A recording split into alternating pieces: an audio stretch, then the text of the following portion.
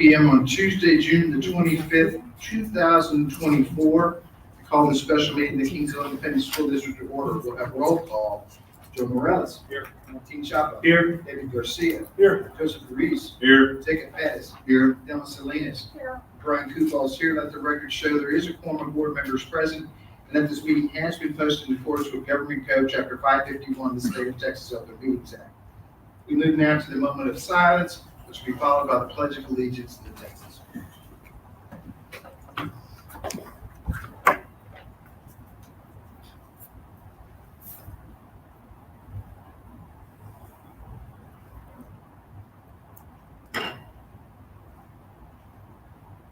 Allegiance to the flag of the United States of America and to the republic for which it stands, one nation, under God, indivisible, with liberty and justice for all. Honor the Texas flag. I pledge allegiance to thee, Texas, one state, under God, one indivisible.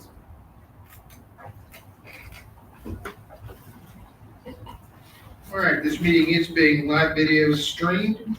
We move now to item number 4, which is adoption of the agenda. Do I have a motion to adopt the agenda? Motion made by Mr. Ruiz. Second. Seconded by Mr. Pettis. Any discussion? If not, all those in favor say aye. Aye. Any opposition? The motion carries 7-0. Item number 5, public participation. Ms. Pettis, do we have anyone who wishes to address the board? We move now to item number 6, which is communication from administration. Item 6A is the superintendent's update. Item 1 will be the ADA update. It can be found on page 4 through 13 of our packet. We're going to begin with the ADA update. I've asked our truant officer, Mr. Gonzalez, to present kind of an overview of what's occurred this past year.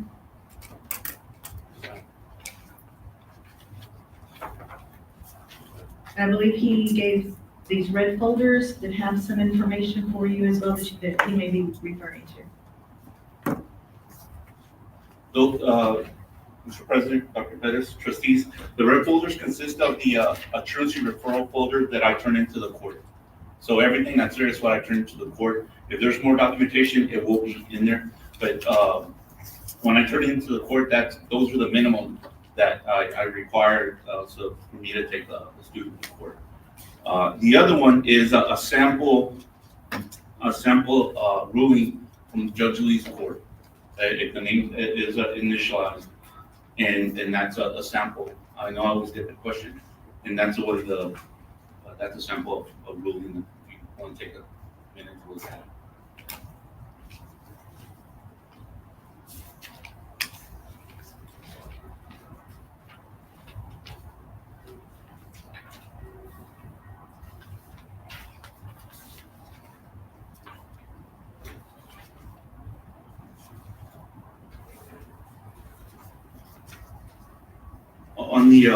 On the presentation slide 1, enrollment, we finished the year at 2,586.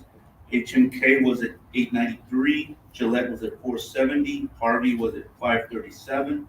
Harrell was at 316, and Pettis was at 370, and that equaled out to 2,586. It was and I'll go over how many withdrew, how many came in here in the next couple of slides. The slide for that is our attendance. That last month and a half was a tough one. We were doing everything we can. I think Mr. Pettis even saw us go pick up kids. If they were calling, I was picking up the kids. And somebody had, I think the question was, well, why are you picking the kids? Like, I'm picking them up. If they need a ride, we're going to pick them up. So we were doing everything we can to get the kids to school. HMK finished at 87.52 for the year. We had been at 89, 90%. Again, that last month and a half, it was tough. I think, I don't want to say senioritis because that's not a word to me, but junioritis, sophomoritis. I mean, everything was, it was really hurting us, and we were combating and fell short of our goal for there. Gillette finished at 90, and that was a big leap from last year. Gillette was at 90, and it was a good leap for us from last year. What was it for last year? Last year, ma'am, if you give me a second, I have it here.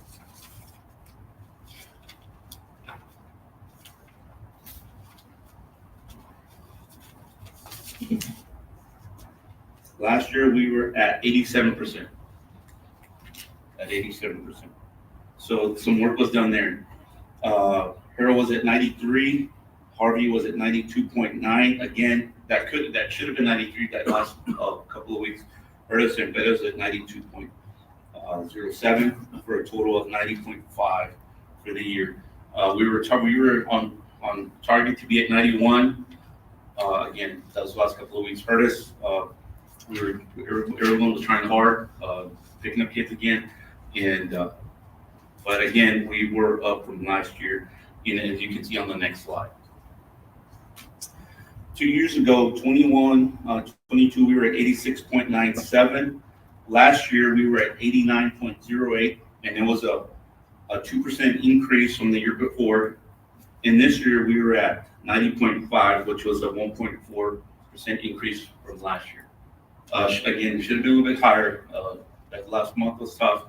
But again, it's an increase. We're trending in the right direction.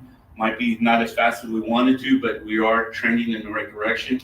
Got people buying into what we're doing and making it a habit for them to make the calls, make the visits, and meet with the students.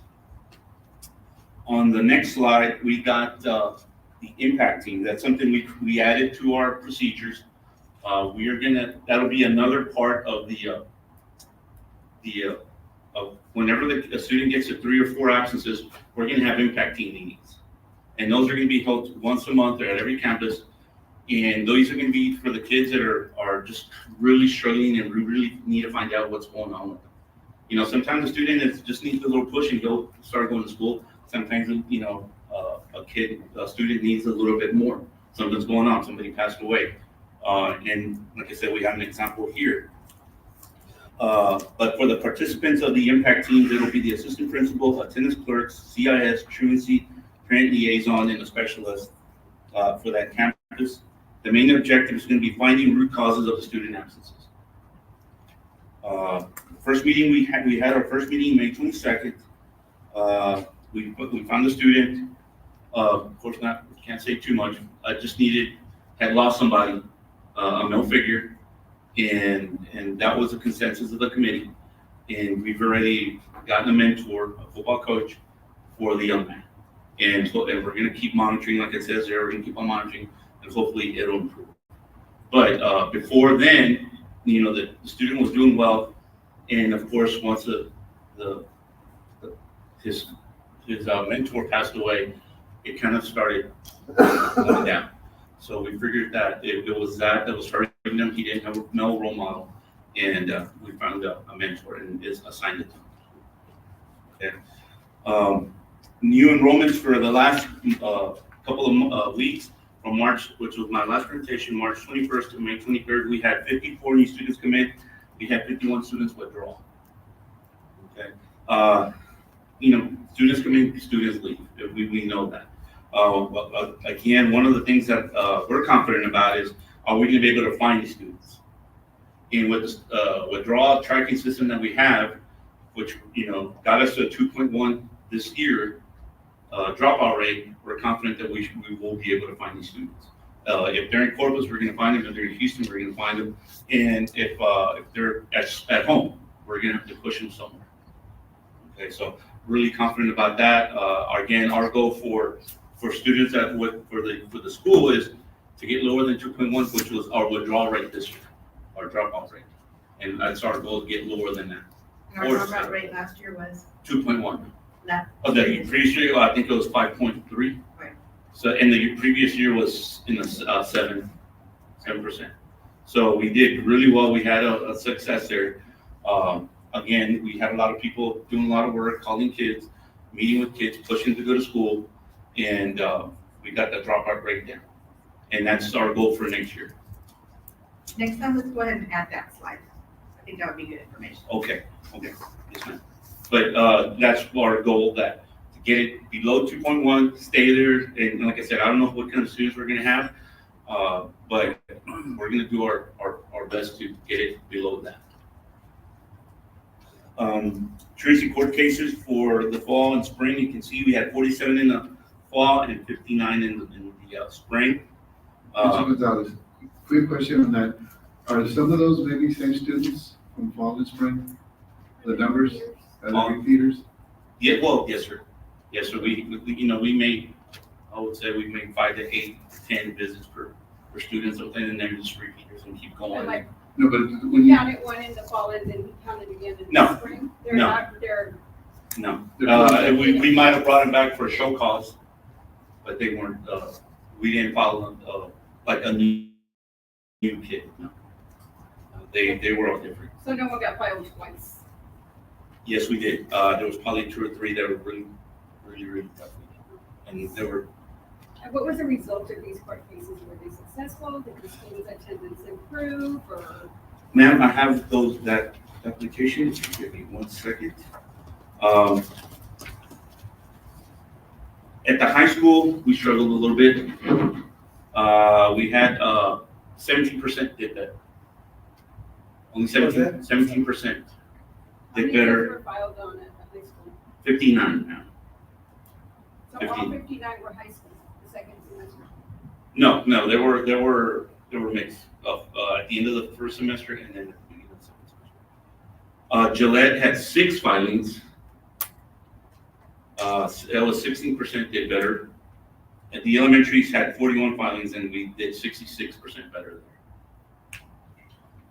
What I can see there is me and Max Segovia already put in a call on the request from Dr. Perez to meet with the judges and let them know that we need their help a little bit more.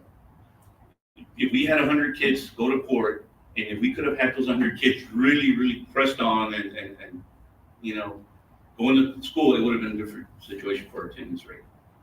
So we have to make the call. We're expecting a call from Judge Gonzalez, who said he would set up the meeting with all the judges, and because we really need a little harder push from the judges on this one. I have a question. I was just looking at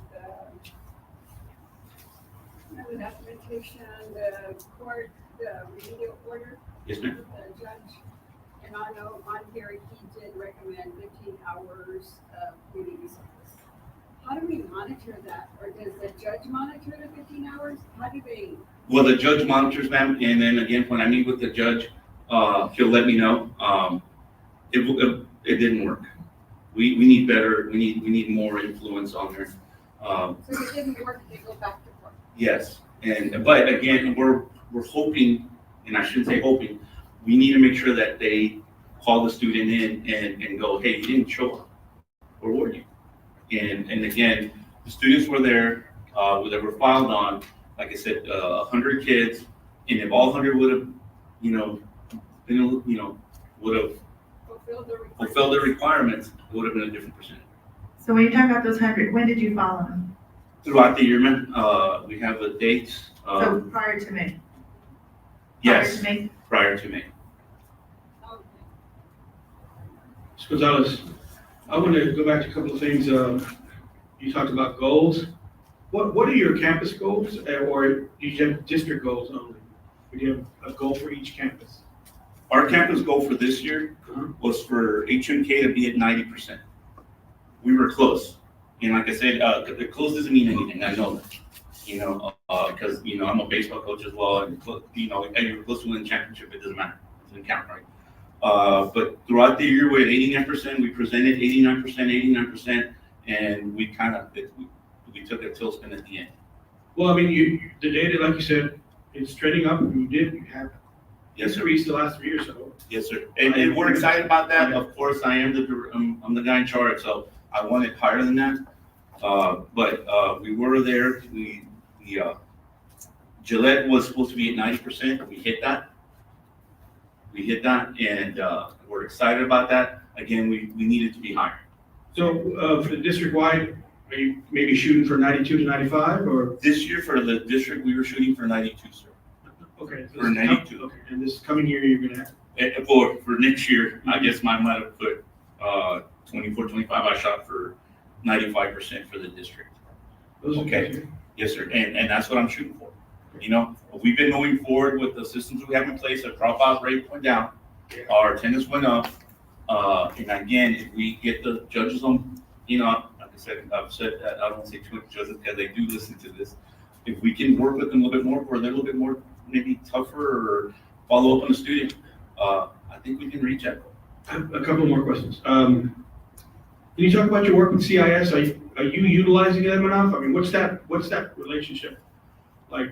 Well, now I'm under Dr. Sandoval, and I'm working with Max Segovia, and I'm working right next to the CIS.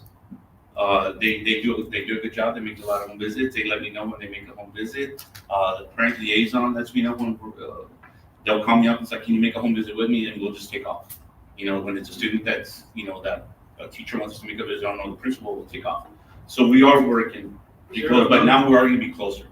You have like a monthly meeting or a semester meeting with them? Or We would do professional development, at least, with the attendance clerks, and the CIS would be there probably for the first 20 minutes, and we would meet with them.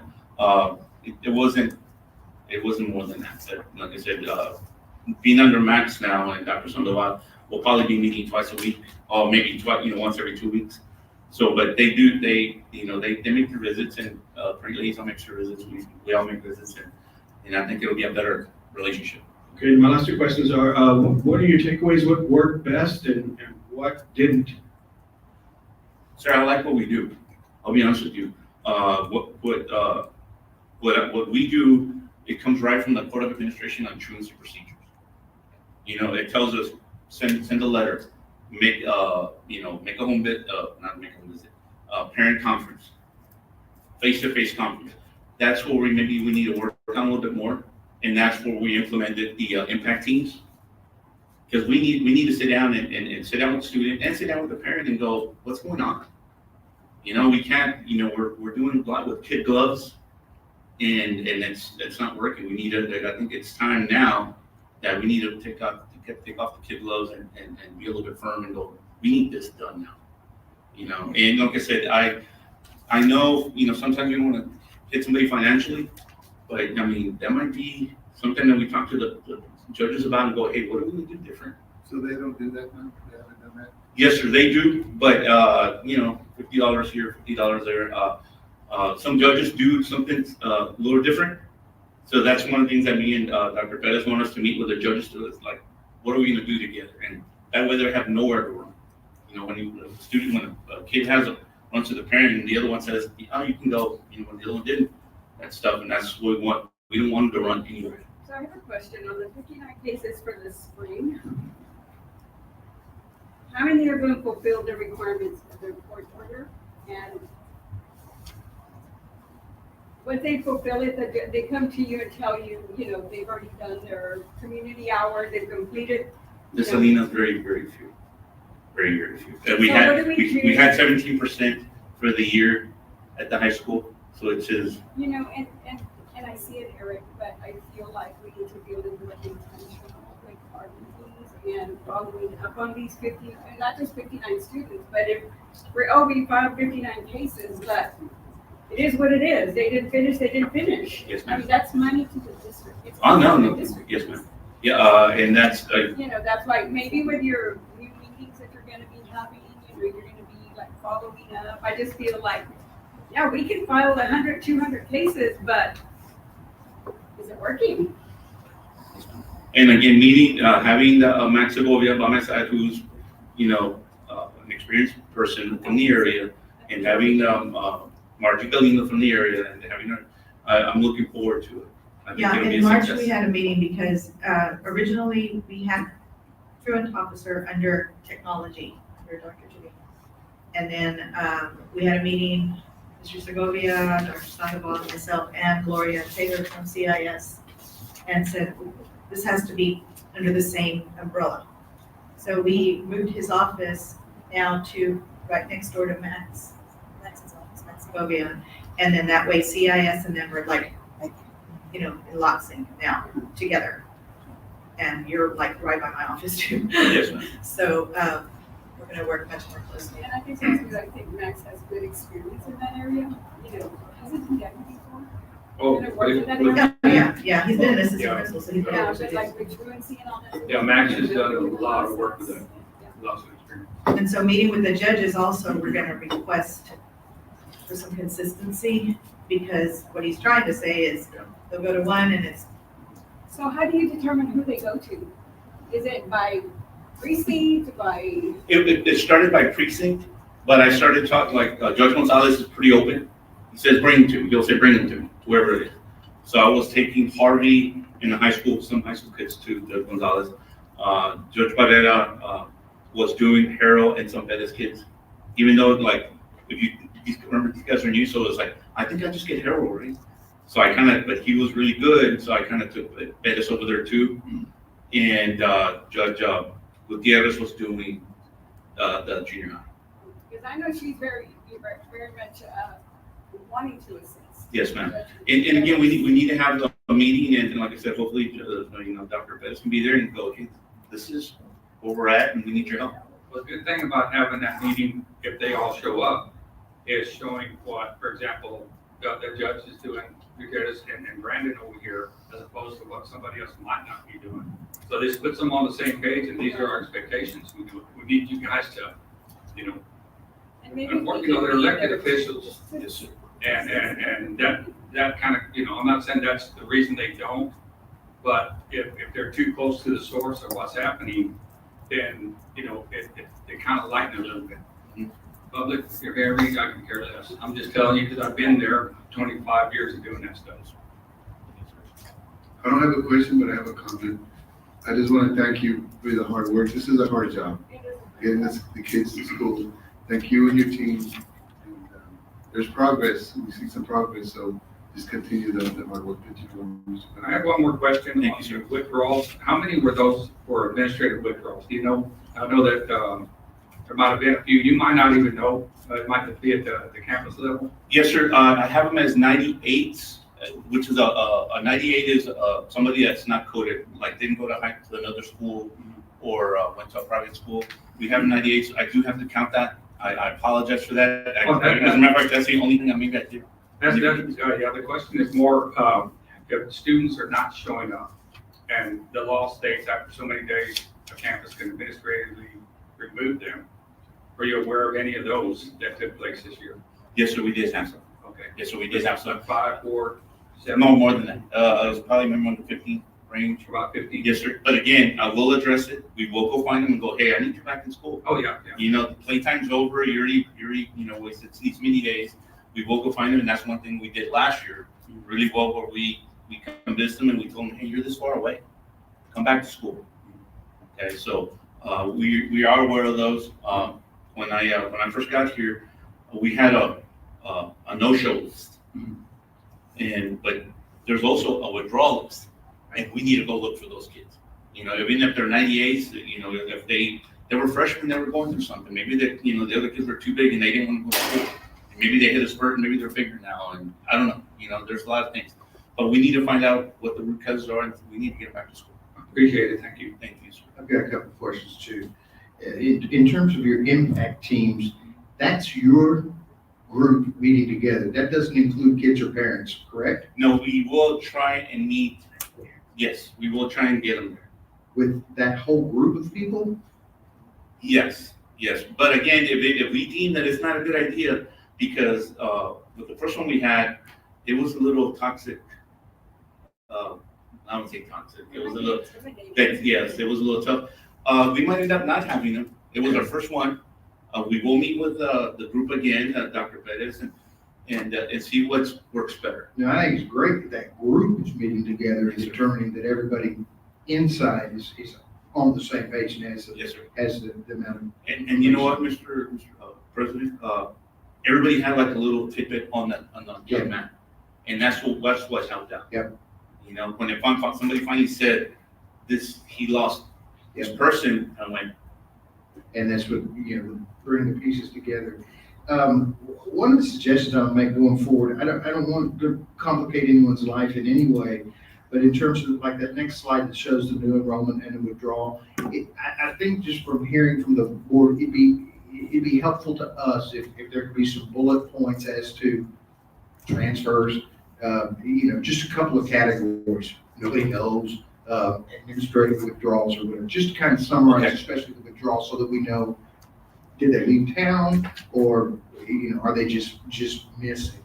You had a good table one time that had like what districts they went to and then which districts were sending kids. Yes, we do. Remember? I don't want to, again, I don't want to overcomplicate things, but kind of the same way on the truancy slide, it'd be interesting to us to know, especially there where you've got the fall and the spring, how many of those were individuals, you know, because there are some repeats on them. So how many unique individuals, and it'd also be interesting, especially for the older kids, how many were first-time truancy court and how many were repeaters? And, you know, I don't want to get into names, I don't want to get into any of that kind of stuff, but I think the more information we can get about what it is we're dealing with will help us to understand that there's probably a certain population out there, you know, we're never going to get. Yes. One of the things that, a meeting with Max and the new team is we've created some forms where when I drop off when I drop off folders at the judges at the court, you know, they're gonna sign off. You know, whenever we meet, they're gonna sign off. Whenever they rule, I'm gonna send them off. The principal's gonna sign off on. Like, we're just gonna sign off on everything. That way, everybody's on board. Everybody knows what's going on. Even more now. My last question is, I understand they go to court and the judge may sign community service hours or so, and that's the court's ruling, and it's really the court's responsibility to monitor that. It's not ours as to whether they've completed their community service or whatever. But does juvenile probation ever get involved in any of this? Does the probation officer ever get involved to kind of help monitor the status of these kids? I don't think we've gotten to the point where a student has really just not obliged the judge. You know, the judge has to tell kids ought to be arrested, like stand up, stay straight. But that's as far as it goes. I don't think he's ever brought in anybody like juvenile. Okay. Unless the student is already with the PO. But Mr. Gonzalez, you know, just I want you to know that we are here to help you. Yes. And if you ever meet with the judges, I mean, I wouldn't mind meeting with them too, you know, because we know them. And so, but we're here to help you because, you know, there are students and, you know. Well, you know what? I will take that help. And like I said before, I wanted to make it seem like I am the guy, but I will take that help and I'll talk to you. Teamwork works. Let us know. We're here to- Also, there might be, I mean, I'm sure it's a logistical nightmare for them to keep track of all that community service. I'm just wondering if there's some way together we could have a QR code or, I don't know, Right. surely some. And they may think we're monitoring it, and we may think they're monitoring it, and maybe nobody, and somebody may be. And the, you know, and what is especially important, I think, in your meetings with the judge, if they've assigned 15 community hours, and let's say the kid has completed the 15 community hours, they're still not coming to school, then, you know, hell with the community hours. I mean, that was ineffective, and so we, you know, I agree. we want them in school. Yes, sir. Well, maybe just periodically, like me, say, you know what, I just a standing meeting every 2 weeks. Hey, Judge, you know, I had 15 kids, you know, where they at right now, you know, what do you think, or whatever. Yes, ma'am. Just, you know, just so that Although- you know, and they know, and everyone kind of knows. And it is what it is at the end, you know, we're not, sometimes we can't get them to do it. I like I said, the judges are on board, but I think it's gonna take one judge to really go first on like how strict he's gonna be, and I think the rest will follow. But I think that if we're having that, if we do have that meeting, I think it'll be really, really good, I think so too. and it'll show that He's we're start together. filling up his docket. Yeah.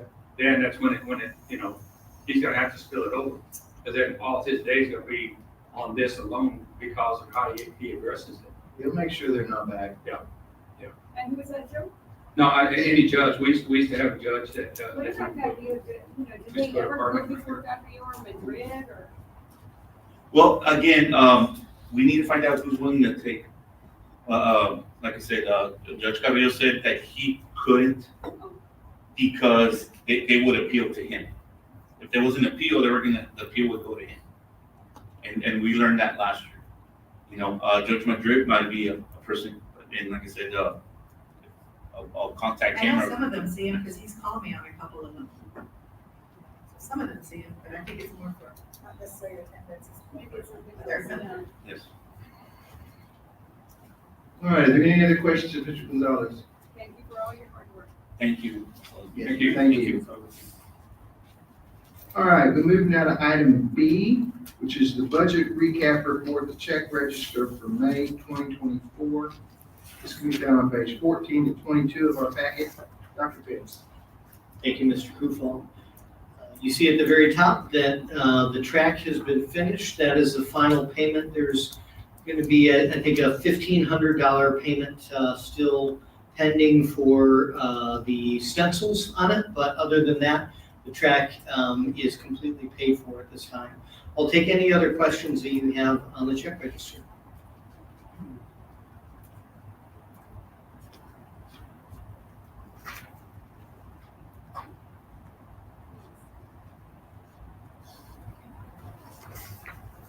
All right, if there are no questions, can we move on?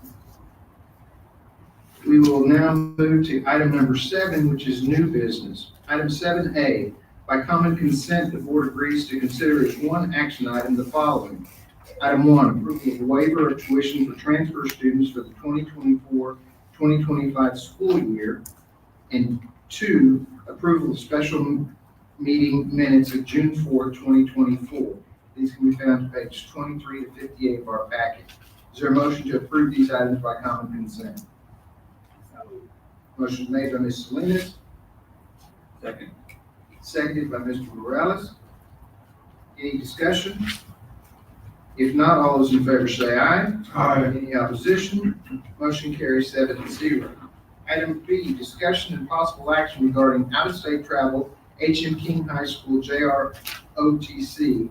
This can be found on page 59 to 63 of our packet. Dr. Bessanice. Good evening, Mr. Kufal, members of the board, and Dr. Bettis. So some of the background information is that the H.M. King Early College High School, our JROTC, is requesting board approval to travel to the Naval Air Station in Pensacola, Florida, to participate in the National Flight Academy, which is a STEM program, from July the 28th through August the 2nd. This will be funded by the 5th Brigade, thank you, Cadet Command of the United States Army. The participants will live for 6 days in the multi-story 1,002 square foot facility, experiencing the theme park style thrill surrounded by advanced technology, flight simulators, and virtual reality games that ignite imagination and encourage learning. This is a wonderful experience for our students. It's an engineering and math STEM program. H.M. King will be joined by 4 other schools from the Valley, and Sergeant Camacho will be one of the adults traveling with the students. And there will also be a female chaperone from the other schools to assist any of the female students. So at this time, the administration recommends that the Board of Trustees approve this travel to Pensacola, Florida from the 28th of July through the 2nd of August of 2024. All right, board, you've heard the presentation. Is there a motion to approve? Motion made by Ms. Salinas, Second.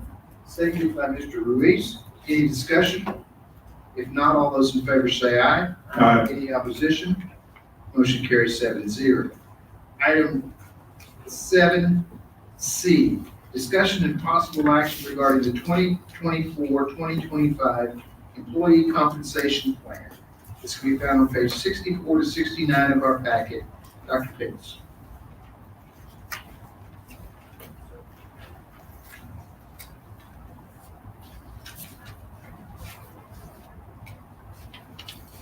Thank you, Mr. Kufal. This is, in the budget process, we are at the point where we are approving any salary increases and also looking at stipends today. We've kind of laid the groundwork. We've talked about many different issues in our budget workshops. Before we get into the district's recommendation, and administration is recommending a 1.5% increase for all employees, and I kind of want to lay the background for why we are recommending that and then answer any questions that you have. So the first reason why we're recommending that is our fund balance and our projections where we are. We are not the only district that it has deficit budgets right now. That's across the state of Texas, and we talked about all the reasons why. What we did is a great job when preparing for this. When we received the ESSER funds, we knew that we were going to have trouble after the Esser Cliff happened. And I know you've been hearing me talk about this for years, the Esser Cliff, and now it's finally here, and that's why we have a deficit. But if you look at our fund balance in August of 23, it was very healthy, 14.2, and we're recommended to have an $8.8 million fund balance. That's where we need to be for all our ratings that we get. As long as we're above that, we pretty much can score an A rating. And not only that, we get interest. Like last year, we got about $800,000 in interest in all of our investments. So as our fund balance depletes, we will be getting less and less interest. We'll probably get closer to $600,000 of interest this year, even though we did $800,000 last year. Because if you look at by 8/31 of 2024, we're projected to have about $9.7 million in our fund balance. Now, we had adopted a $6.6 million deficit. We are hoping to get to only a $4.5 million deficit this year. Reasons for that are, number one, on the property insurance, we decreased from a $50 million loss limit to a $15 million. So we were able to save about $700,000 there. And then we've been working really hard to reducing our staffing to get to the appropriate ratios. Again, we decreased by about 25 staff from April of 2023 to April of 2024. So because of that, we're looking at hopefully only having a $4.5 million deficit this year when it all ends up the end of August. The other things we're still waiting for is a property value protest between the comptroller and the county. So all of those, we're not able to get a final amount in our deficit till way late in the year. That's why why the auditor usually finishes in January, and the audit is brought to you in January, where we'll finally know where we ended up. But hopefully what we're hoping is that at the end of this year, we'll have a $9.7 million deficit on 8/31/2024. If we continue that same rate of spending and the same level of resources from the state and from local and federal, then we will also have a $4.5 million deficit next year, which will put our fund balance at $5.2 million at 8/31/2025, 1 year from now. If we continue the same amount, then in 2 years, our fund balance will be only $739. And as you can see, we can't sustain it another year after that. We can only sustain 2 years at our current expenditures with the state not giving us more money. Should we count on the state giving us more money? I wouldn't count on it, just because if they do, it will be tied to vouchers. And if they tie it to vouchers, there's a good chance that a lot of people from public school will take those vouchers and go to a private school with it. And so even though the state may give us more money per student, we may have less students, because some, again, will take the vouchers and move to private schools with it. So I think that we cannot count on the state giving us more money, additional revenues. We have to count on decreasing expenditures. And the reason why I say this now is because the biggest way to decrease expenditures is through our salaries. And that is 78% of our budget on some years, 80% of our budget on other years. So this is a really big decision of how we're going to be able to balance the budget with staffing. Any questions on fund balance projections before I move into our next point?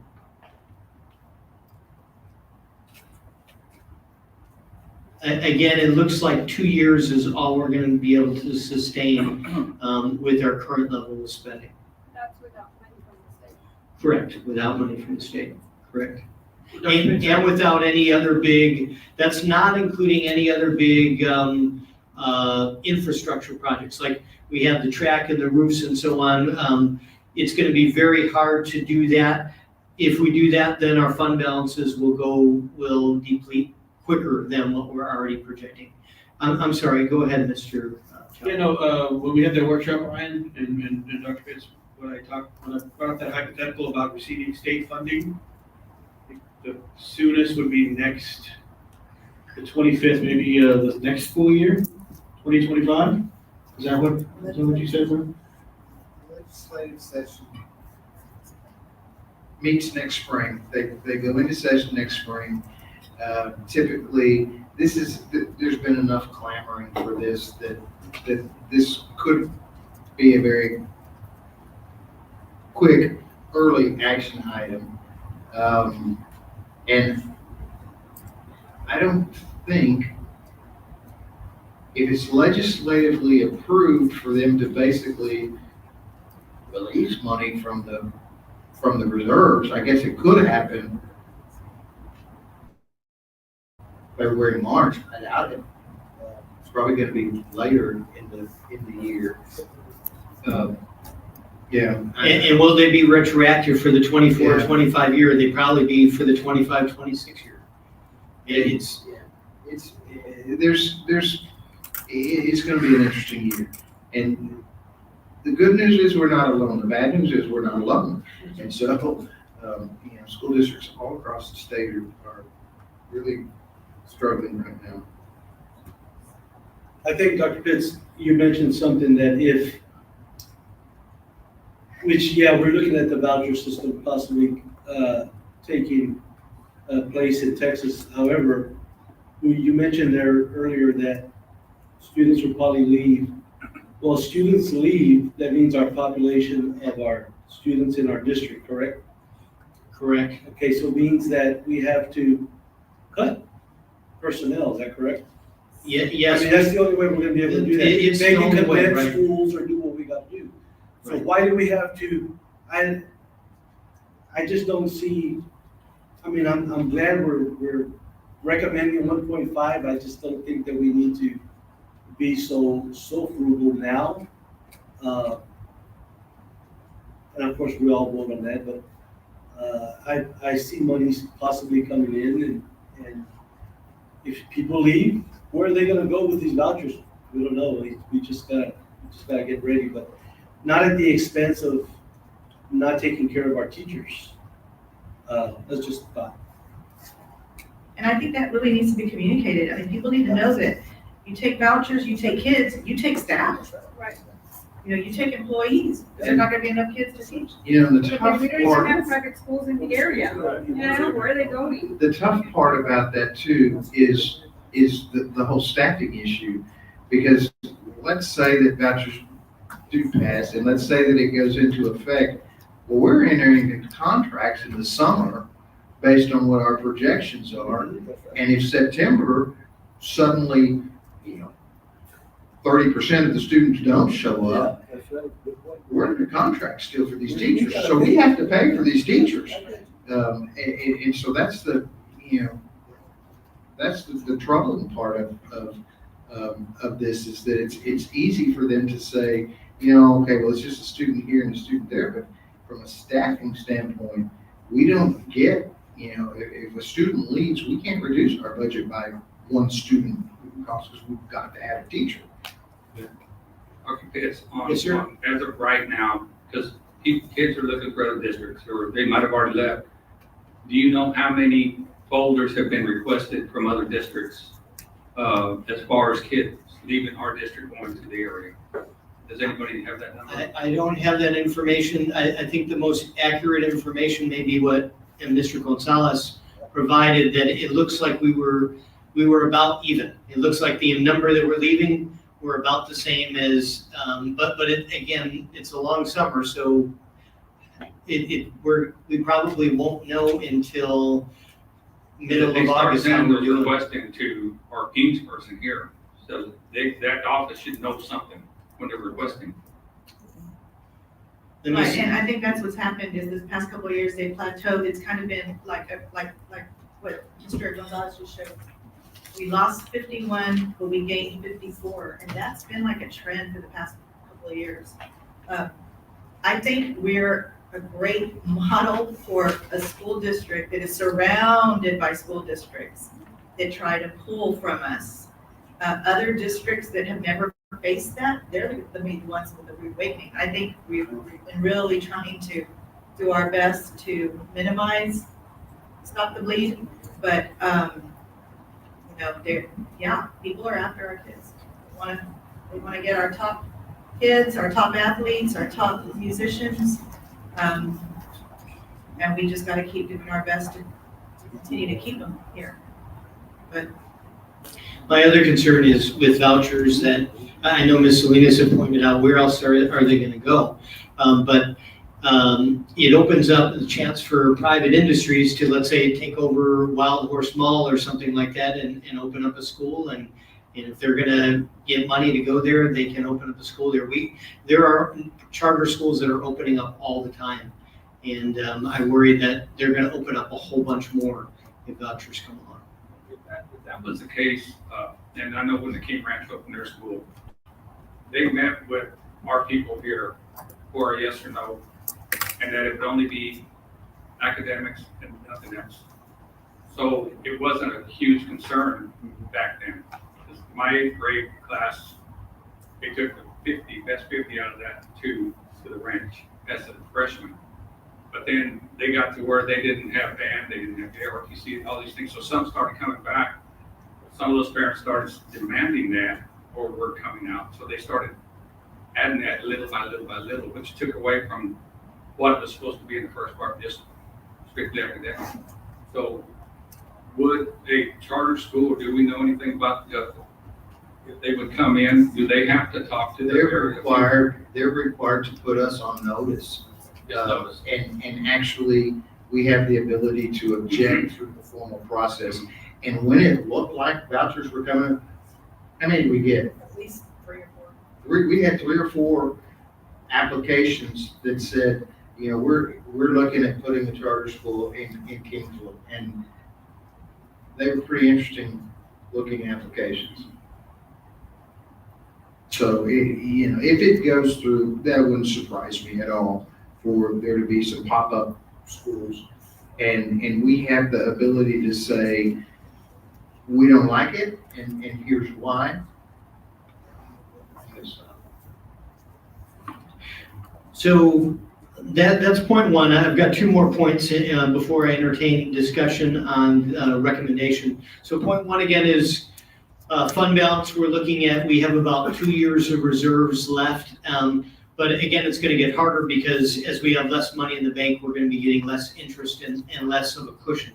The second one is the increases that others are giving in our area. If you scroll down to the Corpus Christi area, they did a poll of, I know I presented this to you before, that's perfect right there. They did a poll of the CFOs in all the school districts across Texas and got 41% or so to comply. First of all, 1/3 of the districts said that they weren't going to give a raise this year, 1/3, because of their budgets. And then these are the ones that said that they would give a raise. For our area, the ones that said they would give a raise, they said 1.5% for the Corpus Christi region. So that's point number 2, why we're recommending the 1.5%. And then the point number 3, if we could move to the last document. I'm sorry.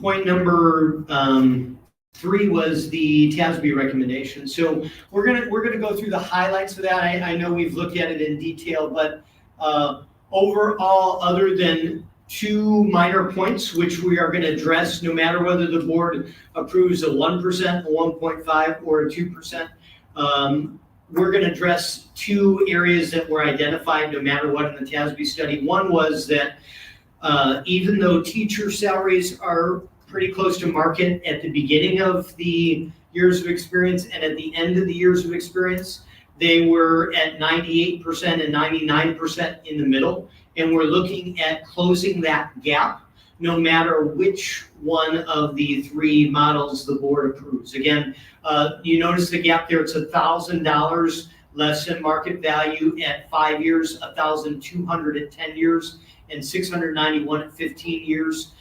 So regardless, again, of what the board approves, the cost is added in all 3 of the models to close that gap in the middle for teachers to make them at 100% of market value. Go to the next slide, please.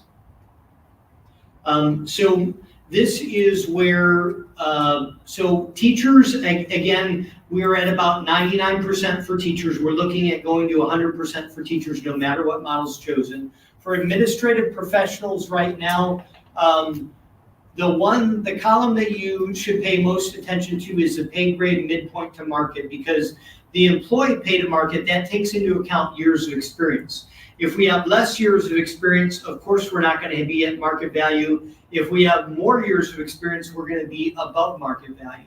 But right now, you see that we're at 104% of market value for administrative professionals. That's, again, that we have 63 employees in that category. We're talking anywhere from administrators at campus or district. We're talking counselors. We're talking diagnosticians. So everybody that's considered a professional that is not a teacher is in that category right now. Clerical professional, we're also at 104% of market value. In that category, we have about 102 employees in that category right now. Auxiliary, we're at 100%. We have 118 employees in that category, and we are recommending additional adjustments. You'll see it on the next 3 slides for that category. The reason why is we are working on raising our minimum pay range to $12 an hour. It was only about $8.43 about 4 years ago, but we believe that that'll put us very competitive with auxiliary pay. Again, very few of our employees get that $12 an hour, because that is the basically food service and bus aides. Those are pay grade 1. Everybody else is above that. For instance, maintenance workers, all the others are in higher pay grades that successfully go higher than that. But again, we will be at higher than 100% when we raise our pay grade minimum for auxiliary to $12 an hour, and that is in all 3 models. We are proposing that, and that is included in the cost. The clerical paraprofessional, that's 103, 104, 104, that number of benchmarks, is that the number of people? No, that's the number of different types of positions that number of categories, for instance, like paraprofessionals or special ed paraprofessionals or clerical secretaries or so on, the number of different. Is there anybody in that category that has a contract? No. Nobody? Nobody. Okay. The only ones that have contracts are teachers and then the administrative professional categories. Neither the clerical paraprofessional nor the auxiliary have contracts. Thank you. You're welcome. So then the last 3 slides are the cost of the 3 different models. So let's say we did a 1% increase. Again, you see the biggest cost is in the teachers there. You see the 107 for that 1% increase, but then there's a lot, 47,000, that's for increasing the middle range of the teachers right there. And again, we're going to do that no matter which model the board approves. You see how much it is for the administrative professionals. For the adjustments are if anybody is below market value more than, we look at things that are more than 10% below market value. We look at closing the gaps there. That's what the adjustments are there, besides just the general pay increase. Then the clerical, again, you see 28% general pay increase, 1%, 7% for getting anybody up to market value that's below. And then the same thing with auxiliary. Look at the auxiliary there. The adjustments for auxiliary are more than the actual general pay increase for 1%, and that's because we don't want any of our auxiliary employees making below $12 an hour. So that's a cost to go ahead and increase that. Altogether, for a 1% pay model, we are looking at about $375,000 added to our budget. I have a question. Yes, sir. With benefits, is that, you're talking about unemployment or?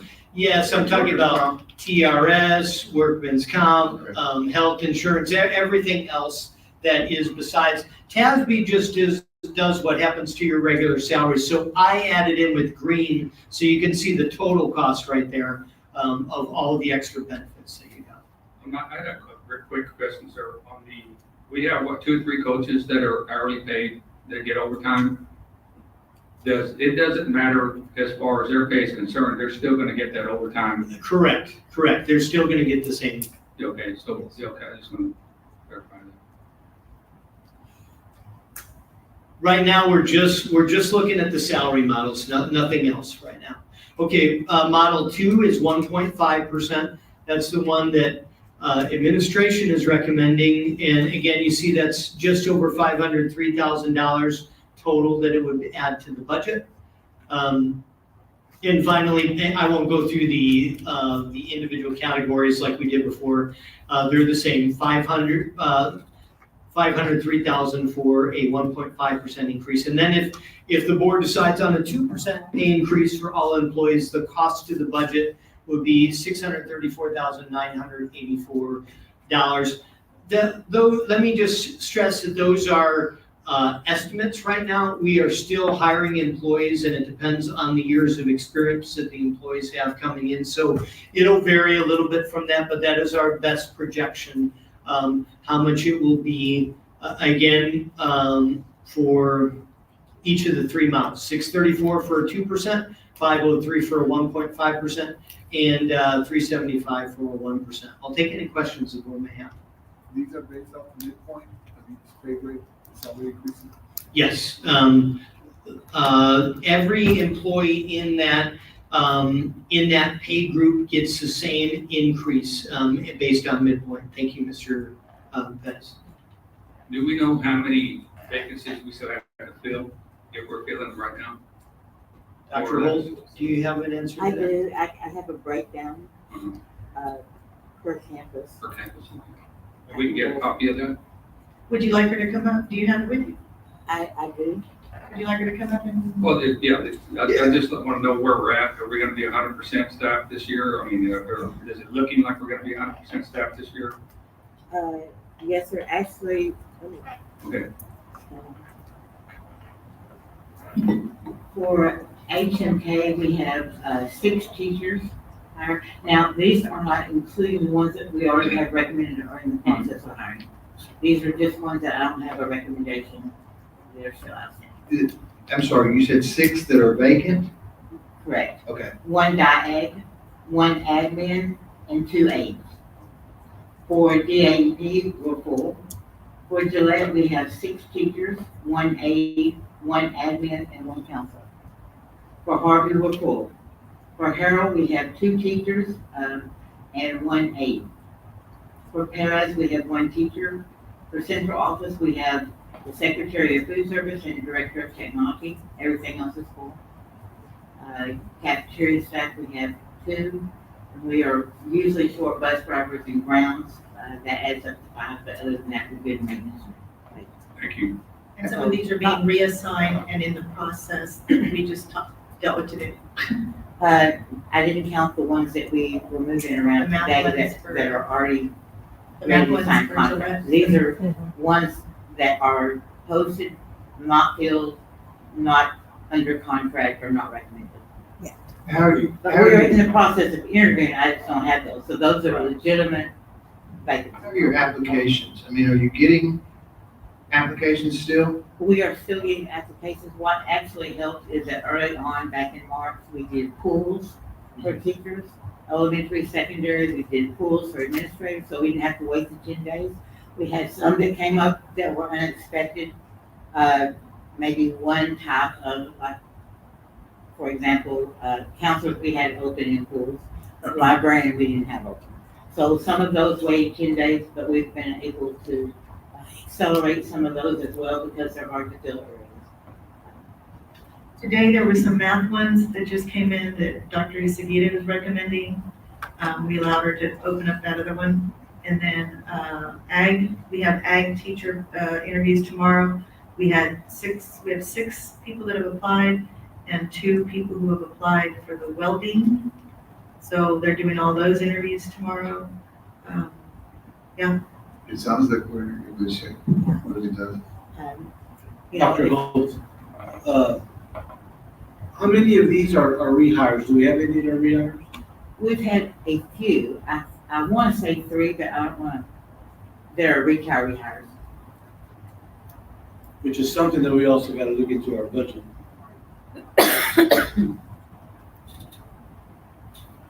Yes, there is a surcharge of 16.5% for hiring rehires. But not all rehires, I would like to point out, it does depend on when they retired. Dr. Pitts, I want to go back to a couple of weeks ago when Mr. Garcia talked about whatever we decide here, it's going to look bad. This is just a if we give a 1% raise and then that 1% is going to be charged in the insurance that we pay, that just looks really, really bad. So we just need to find a way to have these teachers get some sort of net. That's all. We did look and see who it would affect. Teachers and professionals, it's not a problem. There are about between 10 and 15 auxiliary/clerical employees that are on it's not going to affect anyone that has an individual plan.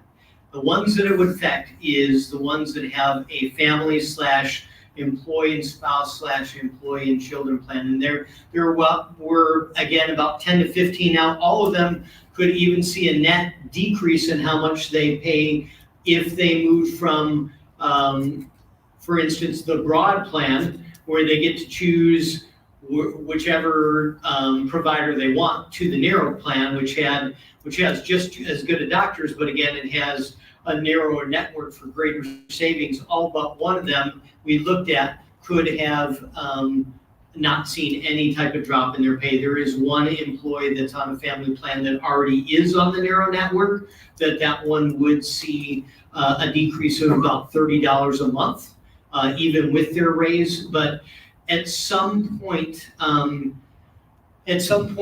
we're going to have to move to either TRS or to charging more for insurance, because what we're doing is not sustainable right now. It's not a large number of our employees that it affects, but when we finally move there, whether it's 1 year or 2 years, it's going to affect a small handful of our employees greatly, because it's mainly the ones that again are on the family plans that they're paying maybe, half or a quarter as much as what other districts are paying right now. And it's going to be a huge adjustment for them. What we're trying to do is we're trying to get there incrementally. We're trying to recommend just a minimal increase to insurance this year, so that it doesn't impact them very much. But again, right now, it wouldn't be an impact. All of our professional employees are still going to see a pay increase. It would affect between 10 and 15 auxiliary clerical employees. If they don't move to a lower plan, it'd be about $30 more a month for them. If they do move to a lower plan, they'll see a net wash. And by lower plan, I mean a narrow network instead of a broad network. And then there is one employee that already is on the narrow network that they would see an increase anyway with this insurance. So that tells you at least the scope or the amount of employees that it would affect. So Peter, Mr. Pitts, I have Yes, a ma'am. question. So, well, first of all, what we don't want to do is give the employees a raise and then take it away with insurance. That's what we really don't want to see.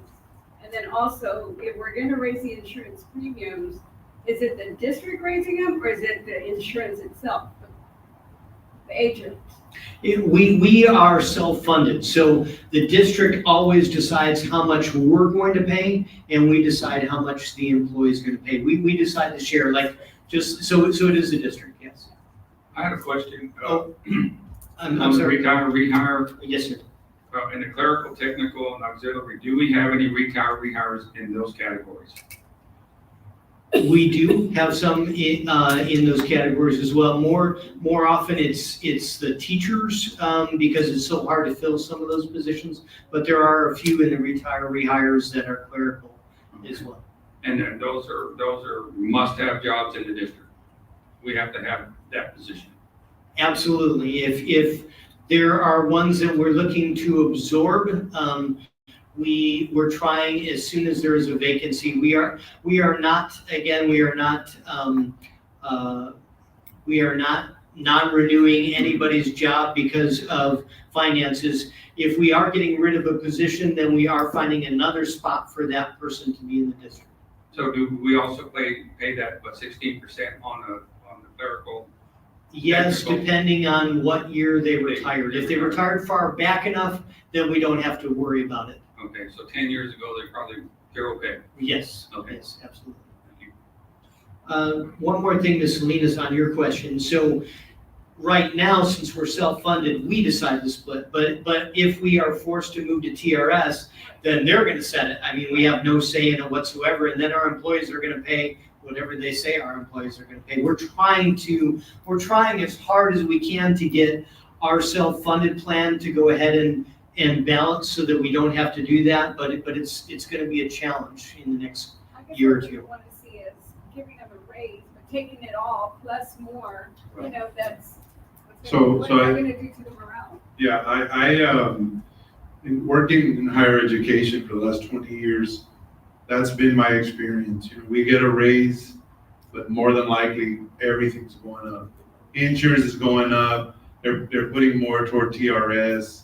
You know, something's happening with that money. It's not, you know, we get a 3% raise, I might see $20 more on a paycheck, you know, that I get paid monthly. So I understand I think what Dr. Pitts is trying to say is by 2027, if I understand correctly, if we don't do something to help offset some of the costs, then we will not be able to sustain being self-funded, or we go to TRS and the shock's gonna go from paying whatever little bit they're paying to 400 and some odd dollars potentially every month, and that's gonna be detrimental to, I mean, of course, in a perfect world, we'd love to see a huge raise and no insurance premiums. I mean, that's what we want to see, but I think that there has to be some sort of midpoint. Whether we see, okay, we go for the 1.5 or 2% raise, but premiums go up a little. And what does that look like as a district? Yes, it's not popular. Yes, you know, morale may be affected somewhat, but I'm sorry. I mean, that's been my experience working for the state. I get a raise and I don't see hardly none in my paycheck. It's because other things have gone up. Because I have a family plan and it's outrageous what I pay. But also the school pays an exorbitant amount of money as well. So it's a hard choice, but I think either we try to remain self-funded for longer by increasing a little, or we just prepare 2027 to take a huge hit having to go to TRS. Right now, it's going to be a huge hit to a small amount of our employees. Again, not most of our employees are employee only, but there's a few of our employees that they're going to take a huge hit. And the question is, do we wait and delay that, or do we try to spread it out over time?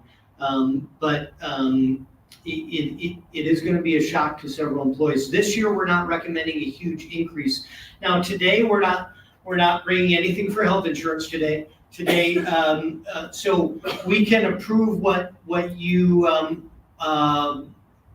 going to approve for the raise today, and then based on what you decide on that, then that will be in our health insurance discussions that we'll have the first Tuesday in August.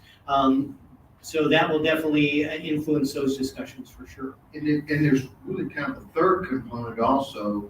I think that we have talked about, we kind of like the idea of retention stipends, or retention pay. And that's another piece of this puzzle that we could use to either offset or supplement some of the other if we get there. I'm supposing we haven't deleted that completely from our. No, sir. That will also be in August where we will finalize that. So I guess from an employee standpoint, an employee, their TRS, they basically is based on the salary. So they're going to get more in retirement if they have a higher salary and a lower retention pay, and they have to pay more for insurance. So it's better for the employee long ways to probably be more competitive on the salary side, and then also get the insurance in alignment, and also get the retention stipend in alignment too. Now, so just to. Let me ask a quick question. Go ahead. Do we know how many employees are just employee only on their insurance? We do. Because they don't pay anything for insurance, we pay it, correct? It depends. If they are on the high deductible plan, that's the case. Right. I'm sorry, I didn't mean to put you on the spot. That's right. Sandy has the data there. We got it. So we have 32 and about 150. About 150 employees? What's the population that we cover in insurance? I mean, because you got a certain percentage that do not participate in the school district insurance. We have about 102. That don't, okay, so we've got, what, 450 employees, and so subtract 102 from that. So we're looking at a total population of about 340 or so. About that 350, around there, 340. And then you said 100, how many, about 150 are paying And they're nothing. split. So our lowest plan is $20 that they pay out of their pocket. And then even being on a broad plan, they pay 50. So That's just for themselves. just employees. So if it's just the employee, then they're going to see a net increase. It's when they carry the employee child, employee and spouse, employee and family. And it's very minimal that have, we have 43 employees that carry the children. And then in the spouse, we have 22 employees. And how many for the family? For the family, we have 17. Okay, so 17 or 17? 17 employees. okay, so we're talking about 82 employees that are on that are on an employee plus plan. They're either on an employee plus kids or employee plus spouse or employee plus kids and spouse family, 82 of them. So those are the ones that it's going to affect the most. But again, with anybody that's a professional, the amount of the increase is high enough to offset that. Again, right now we identify between 10 and 15 employees that if they did not move to a plan and the board decided to adopt the increase and also the health insurance increase, there's about 10 to 15 of them that would see possibly up to a $30 a month decrease in pay. So that's the impact right now. Again, professionals, we're increasing the premium so low right now that it would not affect professionals. They would still see a net increase.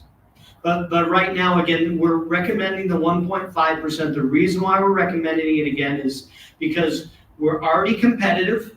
We're already increasing those teachers in the middle, no matter what plan. We're already increasing the auxiliary to 12, no matter what plan.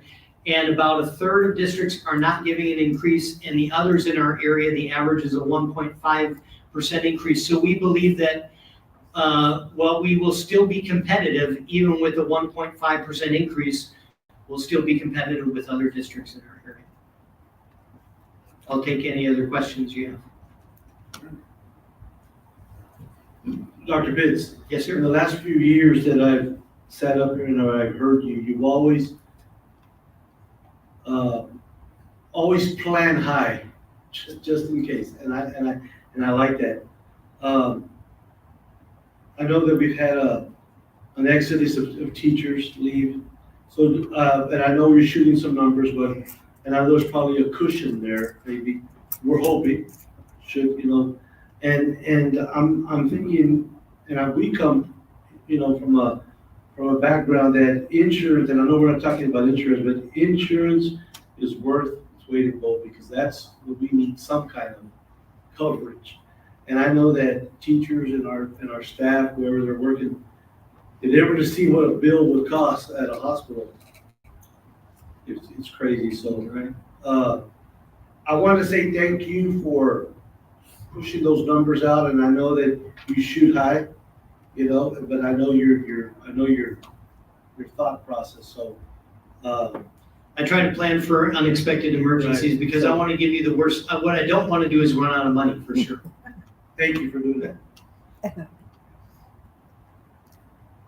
All right, board, you've heard the discussion and the recommendation of the administration. Is there a motion to approve that recommendation for a salary increase of 1.5%?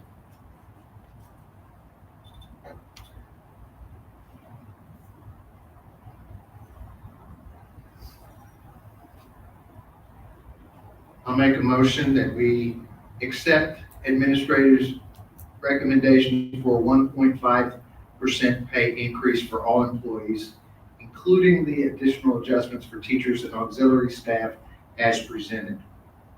Is there a second? Motion fails for lack of a second. Is there any alternative motion? I make a motion that we go with the 2%. There's been a motion made that we approve the TASB Employee Compensation Plan Model 3 with a 2% pay increase for all employees, including additional adjustments for teachers and auxiliary staff as presented. Is there a second? Second. Second by Mr. Pettis. Motion made by Mr. Ruiz, seconded by Mr. Pettis. Any discussion? If not, all those in favor say aye. Aye. Any opposition? Aye. Motion carries 6-1. I would like to thank Dr. Pitts and the finance department for all the work that they've been doing, because this is a very, very difficult time. And we've all been to this leadership conferences recently. There are many districts that are closing many, many schools, or they're laying off many, many employees. So I appreciate the fact that they have some forward thinking to make sure that we can at least give some sort of a raise. And in a couple of years, we always have to recommend the most frugal. And I appreciate the board supporting our recommendations, but also taking a leap of faith, and going for the 2%. And I'm glad that we were prepared for that as well. So God help us for the next couple of years. And let's hope that we do get some funding. All public schools, all public school districts. Yeah, I appreciate what you just said, but also, man, we gotta work hard getting these kids back in here. We gotta get them back, a lot of them, because there's too many leaving, and, we get that under control, because of just what we have to offer. Just write down and see what we have to offer. We have so much to offer in Kingsville, and we just gotta find a way to get those kids back, to take advantage of everything we have here. I mean, it's a. Unfortunately, we do battle some negativity from a few in the social media. And some of the same things could be happening at other school districts, but they don't have people bashing them on social media.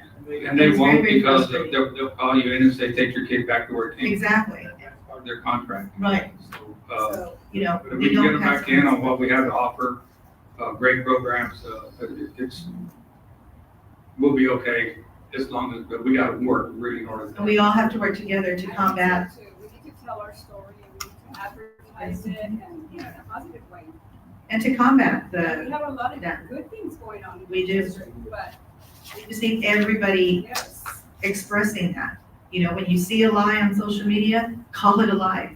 We can't, we can have cannot. like a commercial or something, just to be out there, advertising our district. We have so many good things going on. Well, our billboards have brought a lot of attention because we have been hearing that. And they stand out too. They do. We really went after the sites and those locations, which are the most highly, I guess, heavy trafficked area that we did. But again, commercials would cost money, things like that. But our biggest problem is that we don't have enough people saying the same thing. Like, there's lies out there. There's been this huge exodus. This happens every year, every single year. And I've said it before, I left my previous schools, my previous districts, but it wasn't because I wasn't happy, it's because other opportunities came around.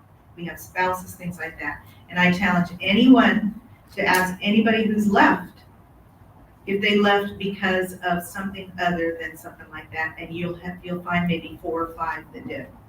But the rest of them, they were so legitimate, they were personal, they personally spoke to us about why they were leaving and how hard the decision was. And I am proud to say we've got a lot of people applying, because otherwise we wouldn't be able to fill these positions.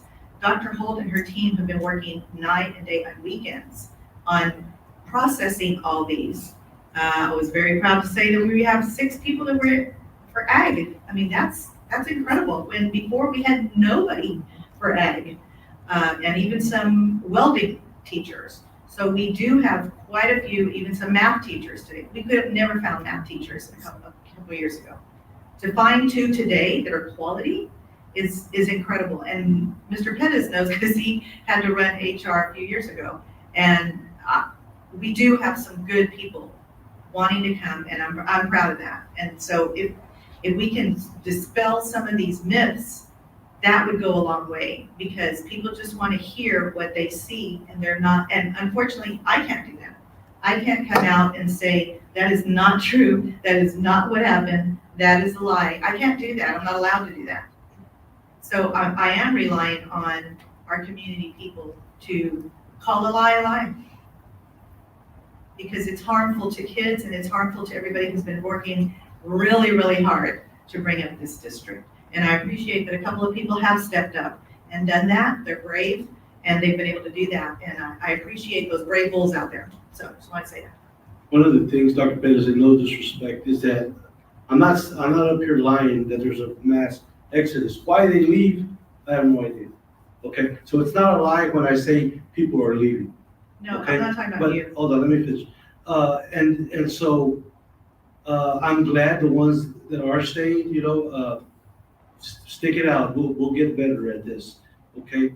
My second comment was to Mr. Maddox.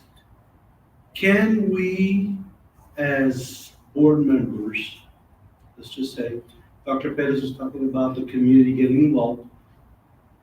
Could we put some of these those political signs that we put up during the election time, but put down there, hey, just the KISD just increased 2% raise for all of them?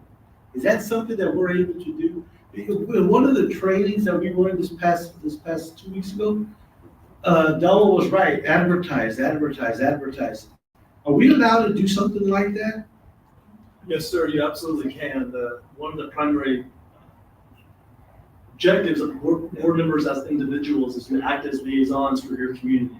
So you can absolutely share the good news of what you as a board and you as a district are doing out there in the community. Okay. As long as we stay away from partisan politics or from endorsing any local politician, which that would not be doing, you can absolutely share that good news. Good, thank you. When you bring that up, one of the workshops I went to in Fort Worth was doing that. Not saying summer school, see you back in August or whatever.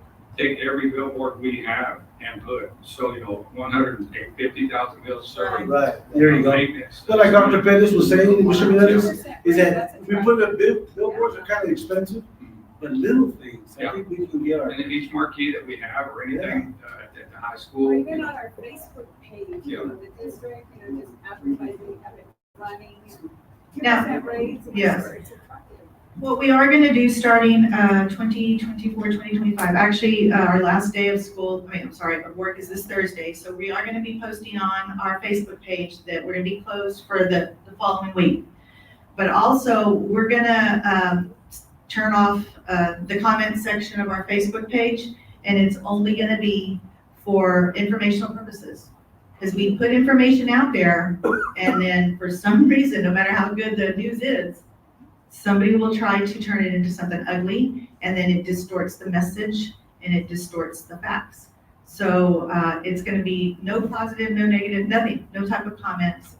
And we are legally able to do that because we have learned that we can do that as long as we're not filtering. I think that's good. So we're going to start doing that effective Thursday. Don't give people room to. Yes. I think that's good. Yes, and Mr. Garcia, I didn't mean any disrespect. I didn't mean that you said that. I'm just saying, the word comes out and then it's distorted, the message, so, yeah. Okay. All right, let's move now to item number 7D, discussion and possible action regarding the 2024-2025 academic and athletic stipends. This can be found on page 70 to 73 of our packet, plus a handout. Dr. Phipps. Thank you. You have a handout for the academic. Again, as we're hiring new employees, things are shifting. So I want to just point out, we've discussed most of them. There's three I want to bring your attention to that we haven't talked about. If you look at that first one, agriculture, we're proposing moving up to 3 stipends. Now we're proposing, because we have more students that have signed up this year, so we need 3 ag teachers. So again, that one is new, added onto the list right there. Let's see, we added a few more assistant principal interns there. We have several teachers that are working on trying to get their certification. We added, if you look at LSSP, we're recommending a stipend for $5,000. Those positions are in very high demand right now, and there are other surrounding districts that are trying to take our applicants. They are every amount that we spend on a stipend is worth it, because they can basically save us on contracted services, so we don't have to contract that all out. So to have one in-house is definitely worth it. And then the other one that's new on here that you haven't seen yet is the public relations stipend of $3,000. So that is for a teacher. It used to be that the one that was doing all the public relations duties was a contracted employee, which is more money. If they are a teacher and they get a stipend instead, then that is going to save the district money as well. So that is for a teacher for that stipend. I'll take any questions that you have on the academic stipends. So again, it's a question, I brought this up the last time, but I think we need to look at how many I think we got used to just funding the same ones over, despite the size of the group that we're serving. For example, I think the band, for example, has the same amount of stipends, even though the band has gotten smaller, right? Correct me if I'm wrong, really. Or any other organization that gets bigger, still one person. So what is the best way to look at those and fund accordingly, of course, all the while saving money if we can and cutting if we have to. You bring up a good point, Mr. Chapa. Let me address the band first. The band is there are several stipends that are tied to an actual position. And unless we consider that band person leaving the district, that stipend is going to be there. If a band person leaves the district, then would we consider absorbing a position and a stipend to go ahead and match the levels of our band students? Yes. Absolutely. But right now, since they are a band teacher, there's nowhere else we can move that one. So that's kind of a unique situation where the stipend is tied to the position. Okay, But there are other. Important. Thanks for letting me know that. That's pretty much all. Well, I didn't know that. And along those lines, kind of goes the agriculture. And here's the issue I have with that. Just a couple of years ago, that was what, 1,000 or something? And to me, it seems like you've got a hierarchy in band, and there seems like there maybe should be a hierarchy in agriculture also. I get that a whole bunch more students have signed up, and I get that they have to be busy on some weekends, but all 3 of them? I mean, it just seems like there ought to be some kind of hierarchy there to where the head ag person, if they're traveling to all these things and doing all this stuff, it may be similar to the band situation where you've got a director and then and then a little less at the other level. That's a good suggestion. These, right now, these are based on market value. There are hierarchies for band, but other districts, we weren't able to get data on any hierarchies for agriculture. Basically, that $5,000 is what's going for a market rate for ag because they have so many extra activities that they go to that it'd be tough to compete if we lowered that stipend. And I think that some of those activities need to be looked at. Because you have a large number of ag students, but you have a very small number that participates in these shows all over the state of Texas. And so you almost, and it's not like your star athletes winning in district and it's a whole different ballgame. And a lot of it has to do with, they just want to go. Certain families just want to go. And so I'm not suggesting any changes be made. We're here, we're at the 11th hour. But I think it's something that we can look at going forward and really evaluate some of these programs as to what was the job description. And there could be, you could have a 3-pronged hierarchy in either ag or band, because you got a director. Most likely you got a main number 2, and then there may be a number 3 of the deal. And I'd hate for us to get into a situation where we're just perpetuating these stipends year after year without really looking at both the number of students and the actual activities that extracurricular activities that are required of these people. I have a question. How are these stipends created? Who decides, who gets stipends and who doesn't? Is there a? We do. No, we approve this, but the actual, individual. How are the recommendations developed to bring to you? Correct. Okay, so 2 ways. One, we meet with each department. So for instance, when we're talking about CTE stipends, we will meet with the CTE department. When we're talking about instructional stipends, we'll meet with the instructional department. When we're talking about special education stipends, we'll meet with the special education department. That's one piece of the puzzle where they talk about what stipends are needed, and they also bring, hey, other districts are giving a stipend for $5,000 for LSSP, so for us to compete, we need that. So that's one piece of the puzzle. But then we don't just go off on our own and do what we do on our own. We look at market value. So then we look at what are other districts paying across our area and across the state, and try to make sure that we are not going off on a limb and offering something 3 times as high as what other districts are offering. Thank you. You're welcome. Dr. Pitts, Yes, sir. just an example, just real quick. We changed drill team. I'm just gonna use drill team. Okay. I saw that we proposed at 4,000, now we're at 35. The 4,000 was, that was a typo on the first one. It was 3,500, was supposed to match the cheerleading. Okay, so it should be initially, that should be the 35. Should be 3,500. Gotcha. Because that in itself, that group is growing too, so I thought we were increasing. No, last year the stipend was $27.50. $27.50, yes, so we are looking at increasing that. Yeah.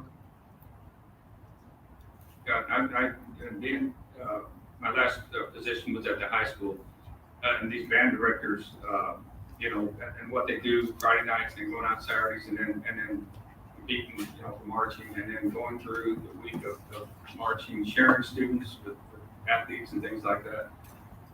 I've sat there and ate pizza with those guys at 11:30, 12 o'clock at night. So they're all putting in the time and they're putting in the hours. It's big.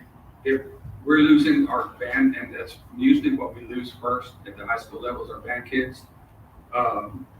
What happens is now these guys have to take what they have, make it better and louder. And if you listen to our band, it might be a little smaller, but it sounds like a big band. So true. They make adjustments as they go, and it's a lot of pressure on them because they're all band directors professionals. And my hat's off to those guys. They just, all 3 of my kids went through band at the state with band, and I just know what they put into it, and, all these guys do. But, I've experienced that one firsthand. Mr. Manelis, you bring up a good point that these are people, our employees that are going above and beyond their contract. Yes. So we have 99% of these, other than a car allowance and other than special things like an LSSP, 99% of these stipends go to teachers. These are teachers that besides their regular contract are doing extra duty after school on weekends with our kids because they love it. And these are the type of activities that really make a difference and keep our kids in school and keep their grades up as well. I think our true officer, Mr. Gonzalez, you said it perfectly.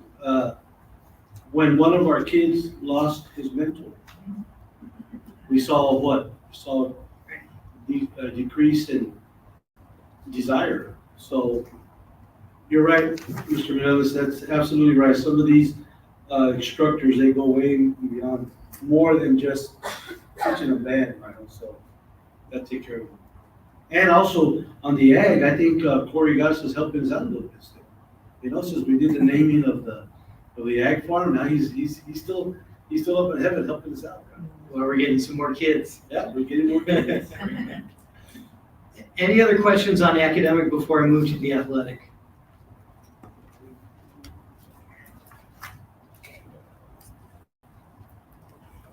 So the athletic, there's no other changes. It's the same as what we've been presenting the last couple of meetings. So basically there are several duties that are in purple that are being combined into that one athletic coordinator position. So it is still a net savings in dollars. It's in the same, I'm sorry, it's in the same spreadsheet as on the other tab.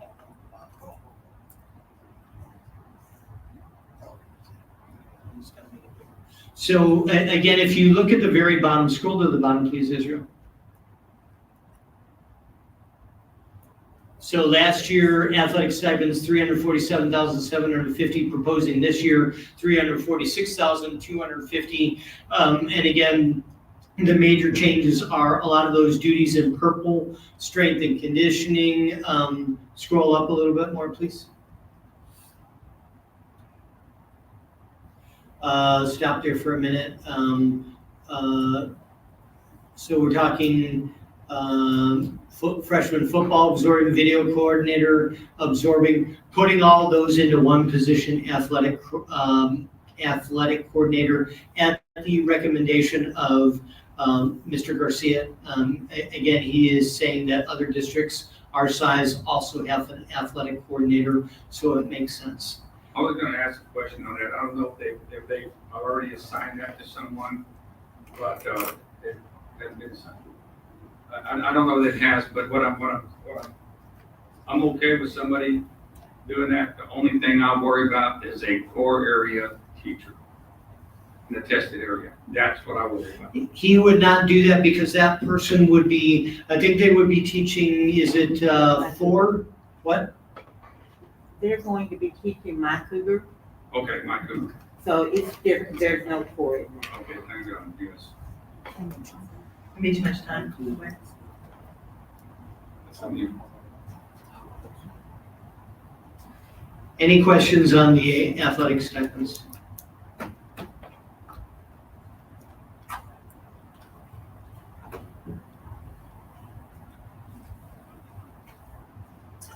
All right, board, you've seen heard the presentation and seen been presented with the list of stipends, both academic and athletic, that administration is recommending. Is there a motion? I'll make a motion. Approve those recommendations? Mr. Chapa? Second. Motion made by Mr. Chapa, seconded by Mr. Garcia. Any further discussion? If not, all those in favor say aye. Aye. Any opposition? Motion carries 7-0. Item 7E, discussion and possible action regarding the first reading of board policy DEC local compensation and benefits, leaves and absences. This can be found on page 74 to 85 of our packet. Dr. Pitts. Thank you, Mr. Kufal. You've seen this presented in a workshop. Again, this is mainly to add some clarification now that we have an innovative calendar. Israel, could you scroll down to the red portion, please? Very few changes in the local policy. You see the scratch through of usual assignment to assigned work calendar. Every employee has an assigned work calendar. That way it's very explicit. And then it talks about leaves and absences, again, calculated to the nearest 15-minute increment, except for employees that require a half-day or full-day substitute. So again, just a little bit more clarification now that we have a new calendar. Scroll down to, there's one more spot that should be red.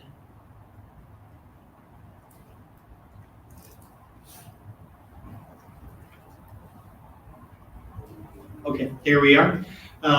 So again, it says right here, the board, it was 4 years ago established that when an employee retires, they get 60 days of paid local leave. And about 4 years ago, they decided that it was at the daily rate of the employee. Legal recommended that we explicitly say that, because if we were going to change from the daily rate at all, it'd have to come back to the board anyway to approve that. We have had employees that have looked at this policy and they've said, well, how much am I going to get paid? It's at the date approved by the board, and they don't know that 4 years ago, the board approved that the rate is the daily rate. So to avoid that confusion, we're just adding that into the policy there. And then again, there's no reason to have that the rate established by the board shall be in effect until the board adopts a new rate, because when that happens, then the board policy changes and the new rate comes by. So that's legal recommendation, not KISD recommendation. We work with OHAN and with their leave specialist on this. So that would be what the board is working to approve tonight. The board does not approve the regulation, but you see the regulation that is attached anyway. The regulation, again, is just to add more detail and scenarios so that employees have a clear plan. We plan to go over that in employee orientation at the beginning of the year so that they don't have those questions on the new calendar and how that affects their absences and their leave. We want to be very transparent with them. That's one heck of an incentive to be at work every day. I'm telling you. You're right. We have several employees that they get quite a payout when they leave, when they retire from the district. So. Wouldn't be absent. Any other questions? Again, this is the first reading that the board would be approving today. All right, board, you've seen the policy and heard the recommendation that this be adopted for the first reading. Is there a motion to that effect? So moved. Motion made by Mr. Pettis, Second. seconded by Mr. Ruiz. Any further discussion? If not, all those in favor say aye. Aye. Any opposition? Motion carries 7-0.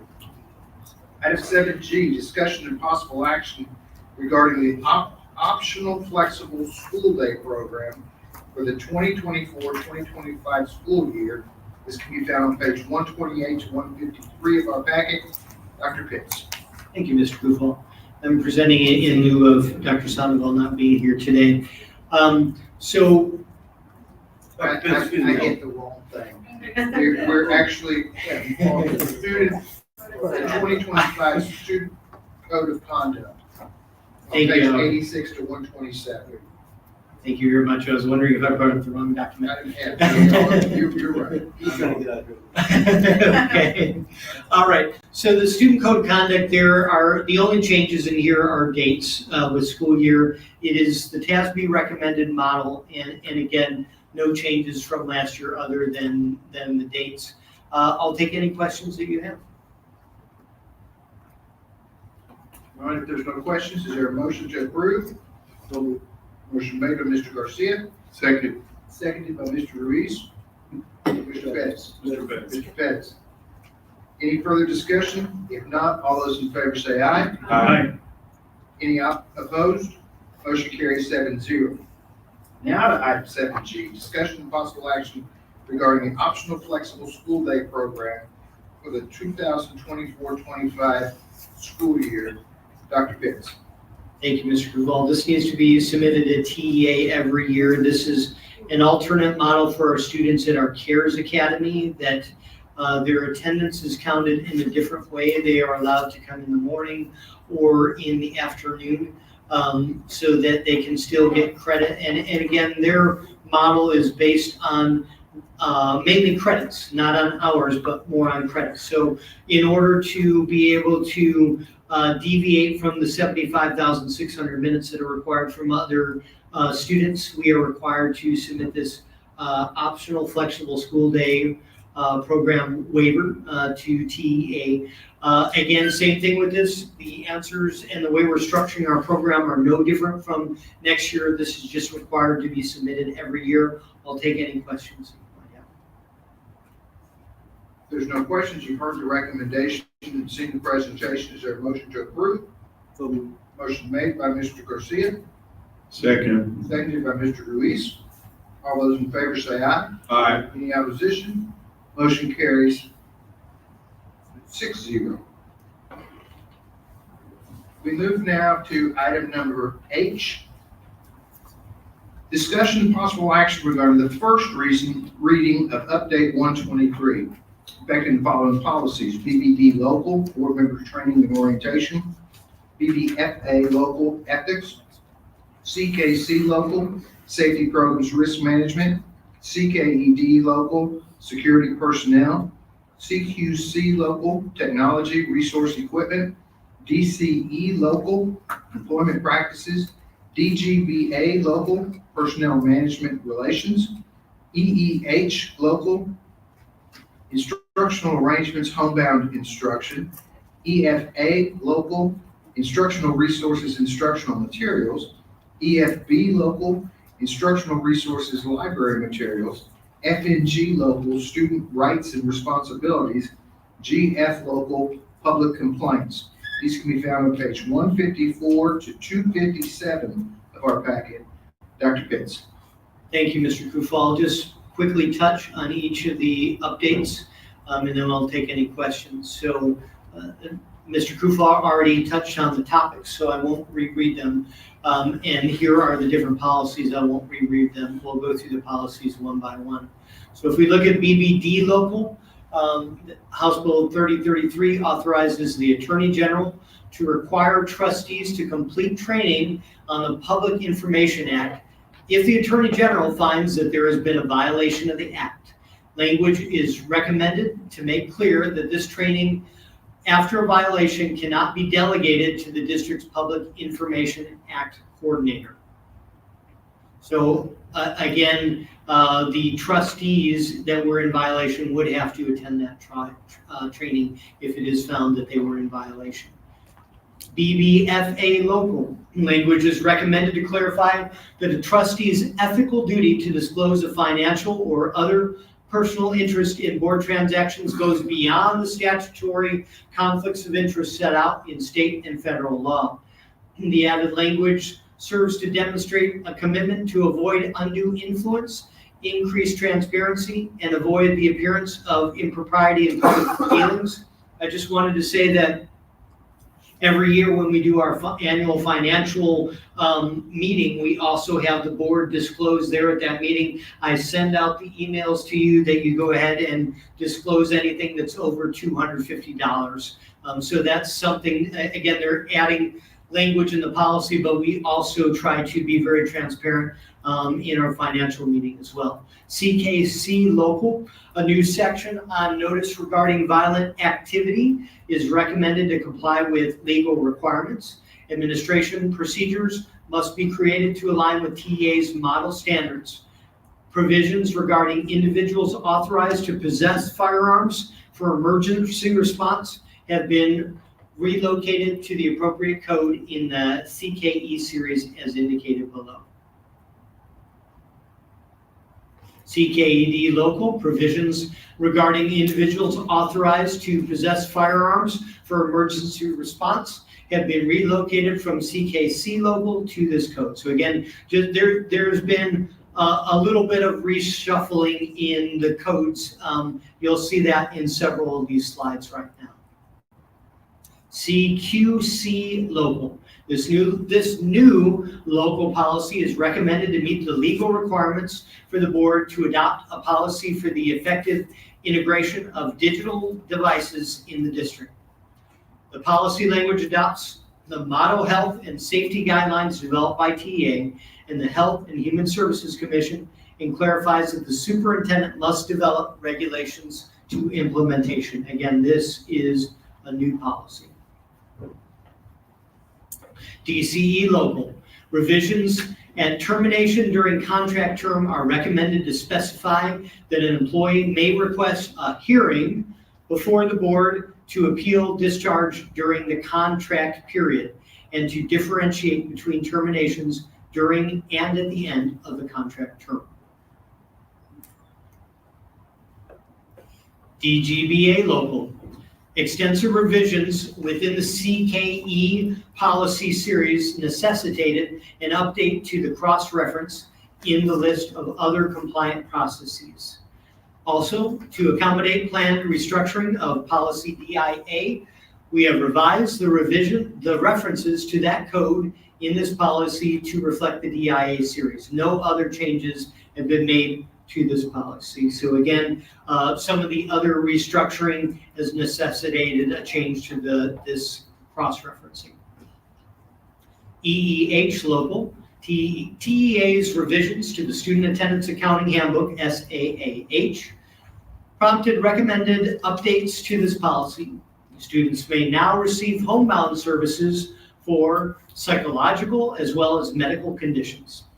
The SAAH also indicates that the weeks of confinement due to a medical or psychological condition do not need to be consecutive to qualify. The policy language has been updated to reflect this change. EF local. As explained at EF legal above, this local policy addressing instructional resources is being deleted. New local policies to address instructional materials and library materials separately are included at EFA and EFB. So again, restructuring of the policies. And here we go, EFA local. The enclosed policy regarding instructional materials is recommended to coordinate with the policy addressing library materials at EFB local. The provisions previously housed at EF local have been moved to this code with the EF revisions. At selection, a clarification has been made to reflect the instructional materials must be chosen in accordance with stated objectives and administrative regulations, and may include items from the State Board of Education list. At reconsideration of instructional materials, the list of individuals who can submit a request for reconsideration has been revised. This change is recommended to align with the list provided in the new EFB local, which permits an employee or parent or guardian to submit these requests. EFB local. This recommended policy aligns with changes to the administrative code and the new collection development standards for school libraries as a result of HB 900. Please review the following information in your policy. The location of the form for formal reconsideration, explanatory notes, TASB localized policy manual update 123, Kingsville ISD. Bullet 2, the position title for the person responsible for appointing the reconsideration committee, and bullet 3, the number of days allocated for appointing the committee, providing the material for review to the committee, and completing the committee's final report. FNG local. Extensive revisions within the CKE policy series necessitated an update to the cross-reference in the list of other compliant processes. Also, to accommodate planned restructuring of policy FFH, we have revised the references to that code in this policy to reflect the FFH series. Other changes have been made to this policy. no other changes have been made to this policy. GFLO, extensive revisions within the CKE policy series necessitated an update to the cross-reference in the list of other compliant processes. No other changes have been made to this policy. Any questions? Again, this is a first reading. All right, board, you've heard the presentation regarding the first reading of these policies. Is there a motion to approve the first reading? Motion made by Ms. Salinas. Seconded by Mr. Pettis. Any further discussion? If not, all those in favor say aye. Aye. Any opposition? Motion carries 7-0. Item 7I, discussion and possible action regarding purchases over $50,000. This can be found on page 258 to 259 of our packet. Dr. Pitts.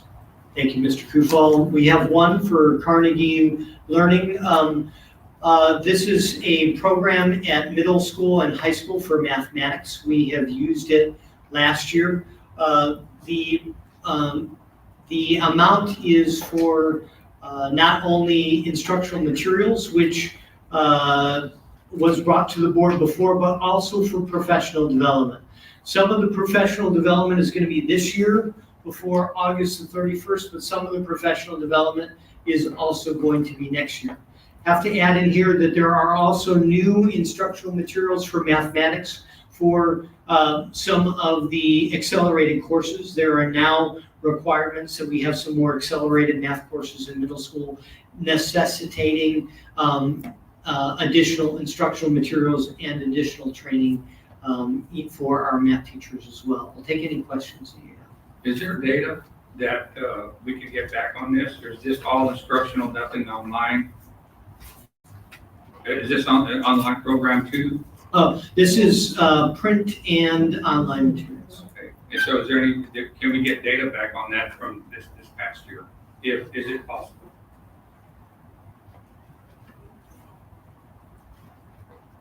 I'll be happy to answer that question. This is the second year of implementation of this new math program. So at the elementaries, we are using Eureka, and at the secondary, we're using Carnegie.